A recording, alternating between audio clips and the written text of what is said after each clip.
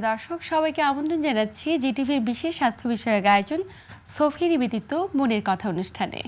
আপনাদের সাথে আছি আমি ডাক্তার অর্থি চক্রের।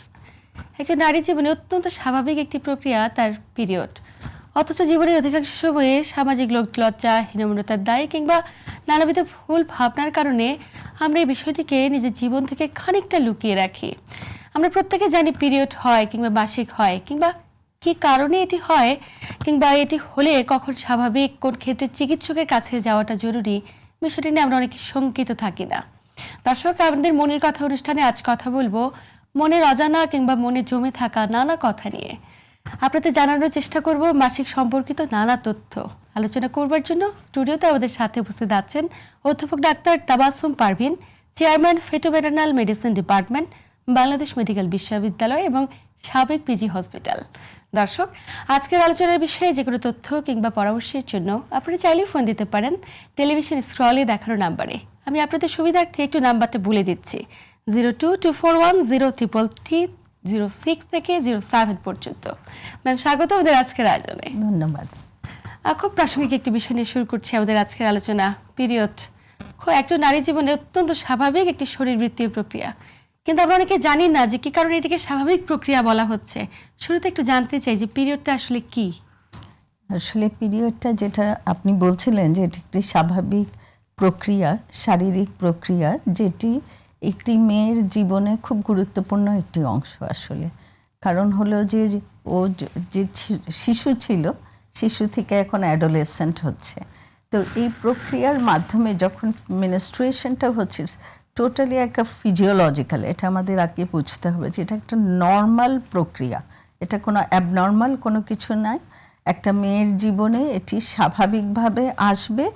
এটি ইন্ডিকেট করে যে একটা মেয়ে এখন তার একটা স্টেজ পার করে আর একটা স্টেজে উপনীত হলো আর কি।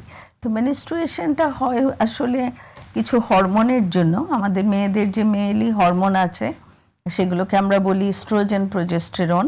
এইগুলো প্রক্রিয়া শুরু করে এই বয়সটাতে, যখন ইউটেরাসটা প্রিপেয়ার্ড হয় টু হ্যাভ আ বেবি, বাচ্চার জন্য যখন তৈরি হয়, সেই সময়টায় এই জরায়ুটা যে তৈরি হয়েছিল সেটা যখন বেবি পেলে তো এটা জরায়ুর ভিতরে ঢুকে যাবে, কিন্তু যদি না পায় তখন দ্যাট ইজ শেডেড, অর ওটাই মেনস্ট্রুয়েশন আকারে বের হয়ে আসে।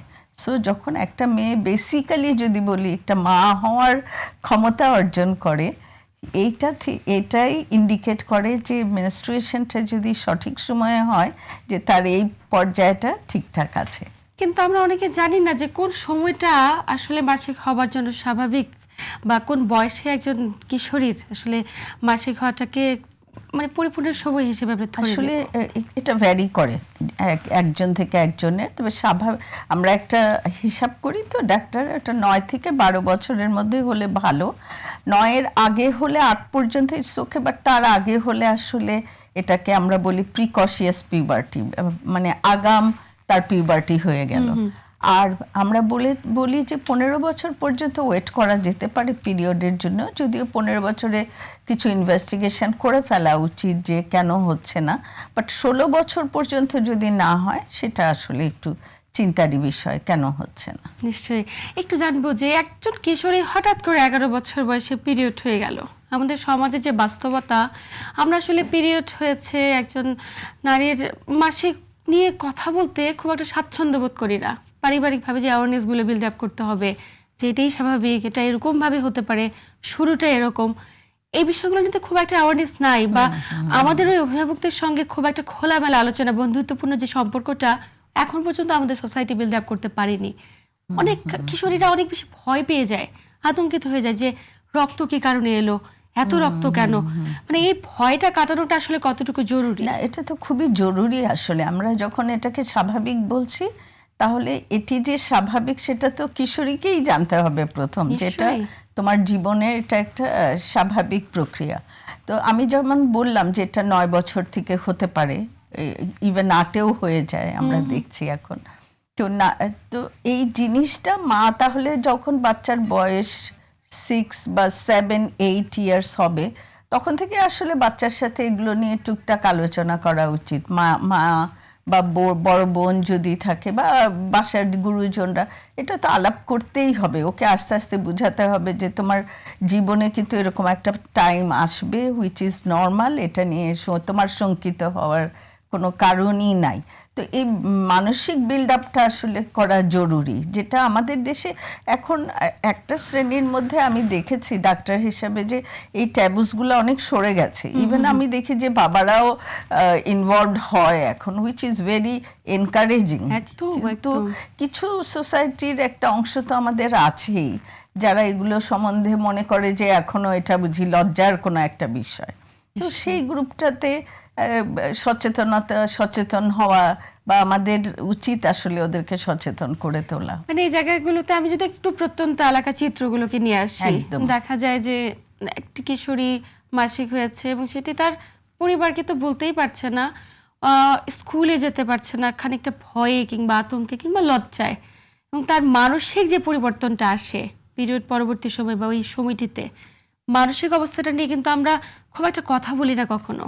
তার ভেতর দিয়ে যে মানসিক পরিবর্তন কিংবা এক ধরনের মুড সুইং হয় পুরো পিরিয়ডের সময়টিতে, আমরা এটা সবচাইতে বেশি খেয়াল করি নারীরা, যে পুরো পিরিয়ড হয়েছে এই সময়টিতে মুড সুইং করছে, অ্যাবডোমিনাল ক্র্যাম্প হচ্ছে, শারীরিক বিভিন্ন ধরনের জটিলতা হচ্ছে। এই বিষয়গুলো নিয়ে আসলে খোলামেলা আলোচনা করাটা স্কুল কর্তৃপক্ষের কিংবা ইউনিভার্সিটি লেভেলে প্রত্যেকটি অভিভাবকের কিংবা সদস্যদের আসলে কতটুকু জরুরি? না, এটা তো অত্যন্ত জরুরি। বিশেষ করে স্কুলে যেহেতু বাচ্চারা অনেকটা সময় পার করে এবং স্কুলে টিচারদের সাথে অনেক কিছু শেয়ার করে, তো মেয়েদের জন্য শুধু না, ছেলেদেরকেও আমি মনে করি যে এইসব বিষয়ে একটু জ্ঞান দেওয়া উচিত, যে মেয়েদের লাইফে এটা একটা সময় আসবে। বিশেষ করে আমরা যেটা করি যে একটা মেয়ে যদি হঠাৎ করে একটা মেনস্ট্রুয়েশনের সামনে পড়ে যায়, ছোট একটা বাচ্চা মানুষ, সে তখন না এটাকে একটা ভয় হিসাবে নেয়, কারো কাছে বলতে চায় না। তো ওর ওই ভয়টা কাটাতে হলে ওর সাথে আগের থেকেই মেন্টাল প্রিপারেশনটা করতে হবে। আর একটা খুব গুরুত্বপূর্ণ জিনিস আপনি যেটা বলেছেন সেটা হলো মুড সুইং। মেনস্ট্রুয়েশন একটা পুরোই হরমোনাল একটা বিষয় আসলে। হরমোনের উঠানামাটা এই সময় খুব ভালো, মানে সাংঘাতিকভাবে কাজ করে বডির ভিতরে। তো হরমোনের সাথে মুড সুইংয়ের একটা বিশাল কোরিলেশন বা সংশ্লিষ্টতা আছে। তো যখনই মেনস্ট্রুয়েশনের আগ দিয়ে হয়, আমরা মেডিকেলের ভাষায় এটাকে বলি প্রিমেনস্ট্রুয়াল টেনশন। এই সময় বাচ্চারা খুবই ডিপ্রেসড হয়ে যায়, খুবই ডিপ্রেশনে ভোগে। এমনকি স্টাডিগুলোতে দেখা গেছে এই সময় সুইসাইডাল টেন্ডেন্সি অনেকের মধ্যে বেড়ে যায়। তার যারা ডিপ্রেশনে থাকে তাদের মধ্যে এই সময়টা টেন্ডেন্সিটা অনেক বেড়ে যায়। এছাড়া কারোর সাথে কথা বলতে ইচ্ছা করে না, ওর একটু হয়তো পেটে ব্যথা হচ্ছে, সেটা নিয়েও বসে আছে, লুকোচ্ছে। কিন্তু দেখেন প্রতিটা জিনিসই আসলে ওর সাথে ডিসকাশন করলেই জিনিসগুলো রিভিল হয়ে যাবে। কিছু কিছু ক্ষেত্রে আমরা অনেক সময় যদি ওর বেশি পেইন হয়, ওই স্কুলে কেন যাবে না, তার লাইফে কন্টিনিউয়াস এটা হতে থাকবে, প্রতি মাসে হবে। তাহলে প্রতি মাসে যদি সে এটাকে যত সাবলীলভাবে গ্রহণ করে নেবে ততটা স্বাভাবিক হবে। এই জিনিসটা কাউন্সেলিং করাটা জরুরি। এবং আপনি যে ডেটার কথা বলছিলেন, যে আত্মহত্যার প্রবণতা পর্যন্ত তৈরি হয়ে যায় শুধুমাত্র এই মানসিক পরিবর্তনগুলোর কারণে, হরমোনাল পরিবর্তনের কারণে। আসলে কোন বয়সে, আমরা কি বয়সটা বের করতে পেরেছি? না না, ওরকম কোনো কিছু না। প্রিমেনস্ট্রুয়াল টেনশনটা যাদের মধ্যে বেশি, সবার কিন্তু একরকম হয় না। কেউ হয়তো একেবারেই নর্মালি যাচ্ছে, কিন্তু কারো দেখা যাবে যে ওই সময় ও কারোর সাথে কথা বলছে না, পড়ালেখায় মন বসছে না, সারাক্ষণই শুয়ে আছে, বাইরে যাচ্ছে না। তো এই জায়গাটাকে বলা হচ্ছে প্রিমেনস্ট্রুয়াল টেনশন। এটা কিন্তু সবার হবে এমনটা না, কারো কারো ক্ষেত্রে হয়। যেমন ক্র্যাম্পিং এর কথা বলছিলেন, পেটে ব্যথার কথা, এটাও যে সবার হবে এমন কিন্তু না, কিন্তু কারো কারো হতে পারে। তো যাদের হবে তাদেরকে অবশ্যই প্রয়োজনীয় চিকিৎসাটুকু নিতে হবে। এখন মেন্টাল সুইং, মুড সুইং, এটা কিন্তু টেম্পোরারি, ওই সময়টাতেই হচ্ছে, আবার পরে আবার ঠিক হয়ে যাচ্ছে। কাজেই এটা কিন্তু মানে ট্রিটমেন্ট নেবার পর্যায়ের কোনো অসুখ না। তবে ওর সাথে কথা বললে জিনিসগুলো অনেক কিছু ক্লিয়ার হয়ে যাবে ওর জন্য, এবং ওর জন্য লাইফটা আসলে সহজতর হবে। যে ও এটাকে স্বাভাবিকভাবে নিলে, ওর স্বাভাবিক জীবন প্রক্রিয়া চালাতে পারলে আমার মনে হয় যে সেটা ওর জন্য খুব ভালো হবে। এই মাসিক সংক্রান্ত আরো বিস্তারিত অনেক উপসর্গ সম্পর্কে জানা যাচ্ছে, কখন চিকিৎসকের কাছে যাবে, কখন আসলে জটিলতা, কিন্তু একজন দর্শক সংযোগে আছে। জি জি। কে আছেন দর্শক? আপনার নাম বলে প্রশ্ন করুন। দর্শক নিশ্চয়ই শুনছেন আমাদের। হ্যালো, আসসালামু আলাইকুম। ওয়ালাইকুম আসসালাম, আমরা শুনছি, বলুন কি সমস্যা। জি, আমার একটা ভাগ্নি আছে। জি জি। তো তার 8-9 বছর বয়স। তো আমরা তাকে কিভাবে আর কি মিশে না, বা সে আমাদের সঙ্গে এরকম ভাবে কথা বলে না, তো আমরা তার এই বিষয়টাকে তাকে কিভাবে সচেতনতা করবো? জি, আপনাকে ধন্যবাদ আপনার সচেতনতার জন্য। আমরা আলোচনা করেছি অলরেডি এই বিষয়টি নিয়ে, আরো আলোচনা করছি, আপনি সাথেই থাকুন। যেমনটি বলছিল তিনি যে আসলে পারিবারিকভাবে কিভাবে অ্যাওয়ারনেস বিল্ড আপ করা যায়। না, আমার তো খুবই ভালো লাগলো। মানে মেয়েটার মামা অথবা চাচা হবেন, মামা সম্ভবত, ভাগ্নি বলেছেন। তো দেখেন উনি ফোন করেছে। এটা যদি মেনস্ট্রুয়েশন সংক্রান্ত হয়ে থাকে তাহলে আমরা যেভাবে বলেছি যে ওর সাথে বসতে হবে, মা বসুক বা যার সাথে সে সবচেয়ে বেশি ক্লোজ ফ্যামিলিতে, যার সাথে সে তার মনের কথা শেয়ার করতে পারে, সে বসে তাকে একটু বুঝিয়ে দিবে যে তোমার মেনস্ট্রুয়েশনের সময় তোমার একটু কিন্তু ডিপ্রেশন লাগতে পারে, এটা চিন্তার কোনো কিছু নাই, এটাকে তুমি ওভারকাম করতে পারো। তুমি তোমার নিজস্ব যে স্বাভাবিক জীবন ব্যবস্থা আছে, স্কুলে যাওয়া, হয়তো বাইরে খেলতে যায়, সেগুলো এনশিওর করা, এইগুলোর মাধ্যমে ওকে বুঝিয়ে দিলে আমার মনে হয় সে নিশ্চয়ই বুঝবে। একদমই, খুব চমৎকার বলেছেন।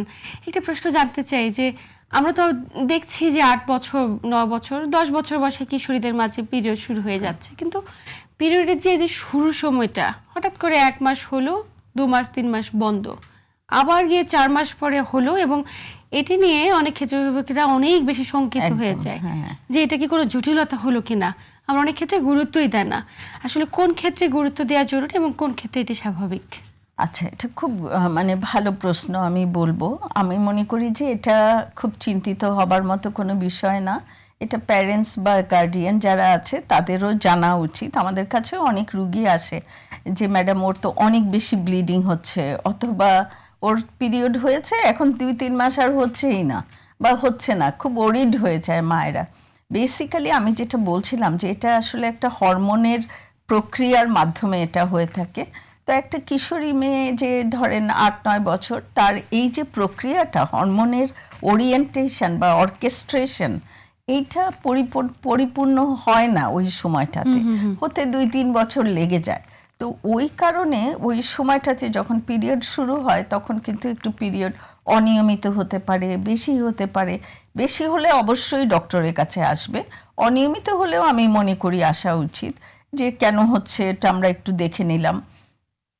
আর যদি ব্যথা হয় পিরিয়ডে, তাহলে খুব বেশি ব্যথা হলে অবশ্যই ডক্টরের শরণাপন্ন হতে হবে। নিশ্চয়ই, এবং তলপেটে ব্যথাটা অনেক ক্ষেত্রে জটিলতারও কারণ হতে পারে। হ্যাঁ, তাই আমাদের যে মারা বলে, যে দাদি নারীরা বলে যে আমার তো হয়েছিল, আমার অনেক তলপেটে ব্যথা হয়েছিল, তীব্র পেট মোচড় দিয়ে ব্যথা হয়েছিল, আমরা তো সহ্য করেছি, তুমিও সহ্য করো।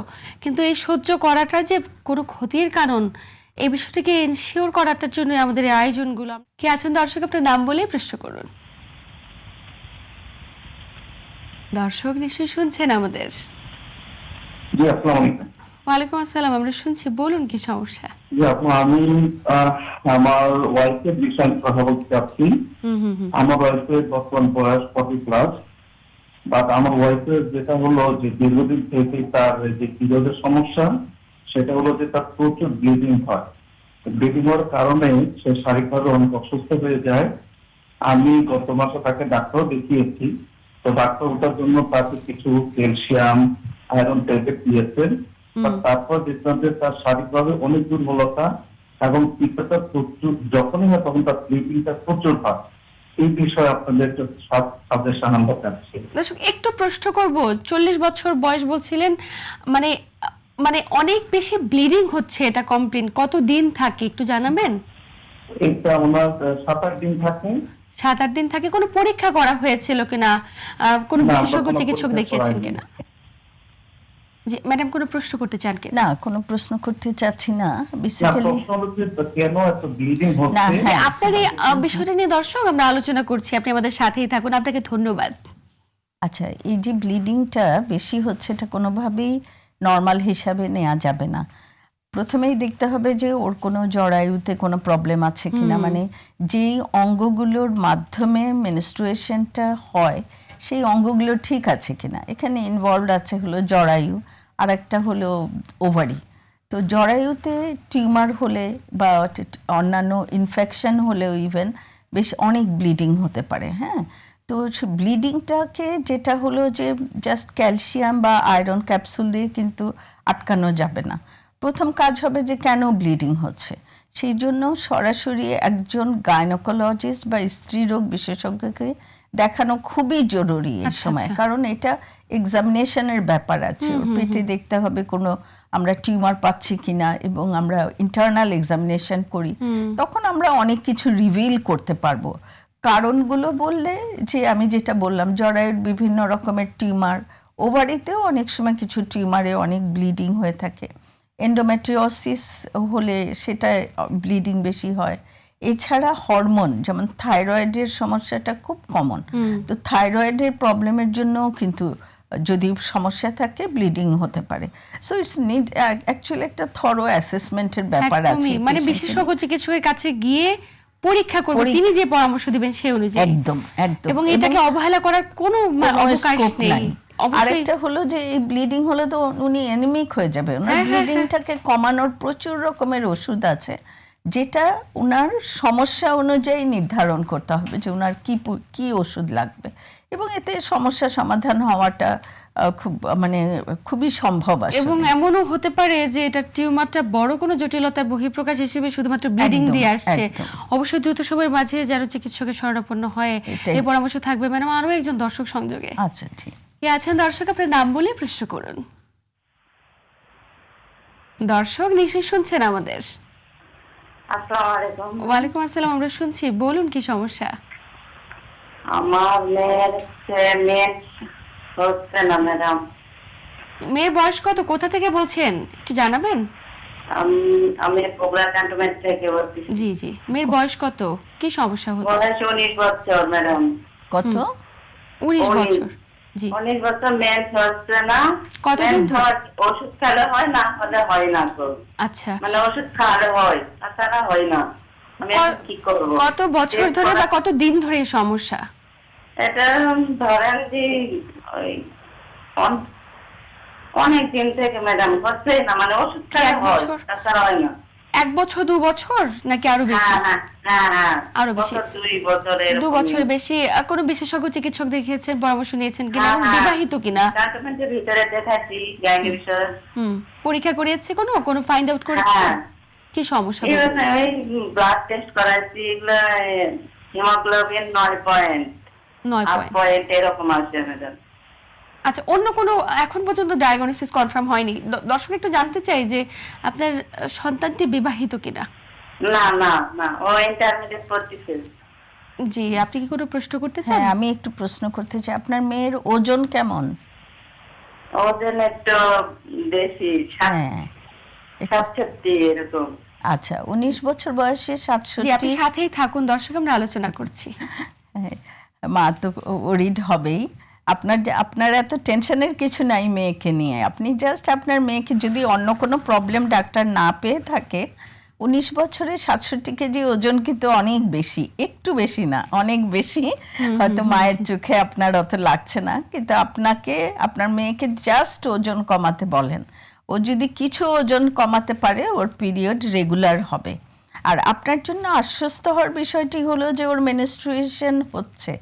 ওকে যে একদম নিয়মিতই মেনস্ট্রুয়েশন হতে হবে, যেহেতু সে আনম্যারিড, একেবারে রেগুলার পিরিয়ড হতে হবে। ওর যদি কোনো হরমোনের প্রবলেম না থাকে, এটা তেমন কোনো ইস্যুস না।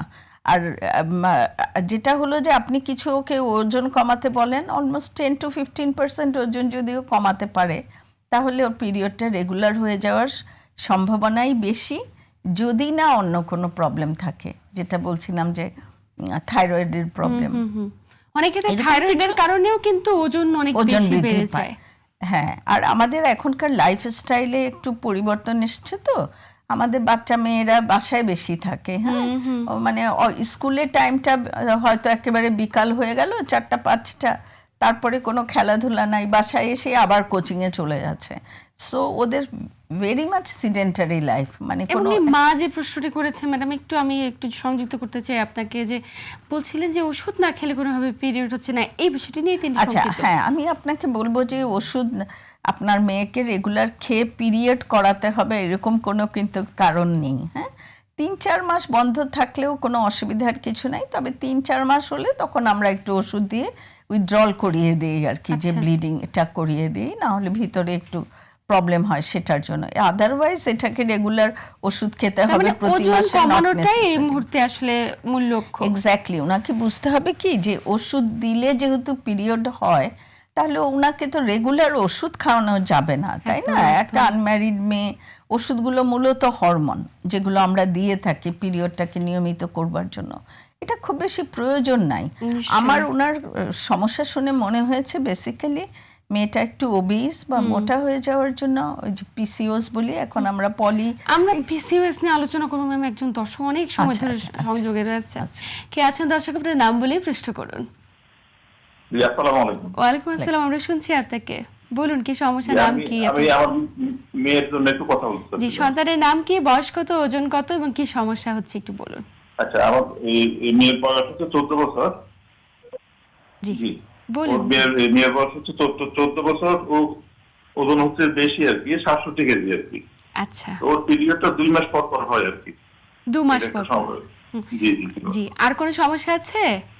না, আর কোনো সমস্যা। এই 2 মাস পর পর হচ্ছে, এটা একটা বড় জটিলতা। আপনি সাথে থাকুন, আমরা বিষয়টি নিয়ে আলোচনা করছি। একই সমস্যা আমরা কিন্তু সাম্প্রতিক সময় দেখছি যে তরুণ বয়সে ওজনাধিক্যতায় ভুগছে এমন তরুণীর সংখ্যা অনেক বেশি, এবং ঠিক একটি কারণে আমাদের জীবনযাত্রার পরিবর্তন, আমাদের অযাচিত খাদ্যাভ্যাস পদ্ধতি, এই বিষয়গুলো সম্পর্কে জানবো। এবং সাথে আপনি বলছিলেন পিসিওএস একটি অন্যতম কারণ, ওজনাধিক্যতা থেকে পিসিওএস ডেভেলপ করছে। আসলে কি ধরনের রোগ এটা? হলো কি মূল সমস্যাটা হলো যে ওজন বৃদ্ধি। ওজন বৃদ্ধি হয়ে যাওয়ার জন্য বডির যে হরমোনগুলো এগুলো আর ঠিকমতো কাজ করতে পারে না, সেই কারণে এই সমস্যাটা হয়। এটা কিন্তু মানে ওজন কমানোর সাথে সাথে পুরো জিনিসটাই আবার রিভার্স করবে। দেখেন, এই যে বাবাটা ফোন করে, আপনাকে ধন্যবাদ যে আপনি ফোন করেছেন মেয়ের হয়ে। এই যে আমরা বলছিলাম যে বাবারাও এখন সচেতন হচ্ছেন। তো আগের মা যে মেয়েটাকে নিয়ে বললেন, তার মেয়ে, এবং উনি যেটা বললেন বেসিক্যালি কোনো ডিফারেন্স কিন্তু নাই, একদম সেম। 14 বছরের একটা বাচ্চা, 67 কেজি ওজন, এটা ওর জন্য অনেক বেশি।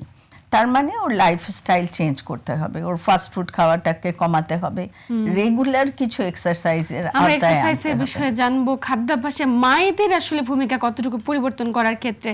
আমরা দেখি মায়েরা এখন টিফিনের মধ্যে অনেক খাবার দিয়ে দেয়, ফাস্ট ফুড জাতীয়। জানবো, একজন দর্শক সংযোগে আছে।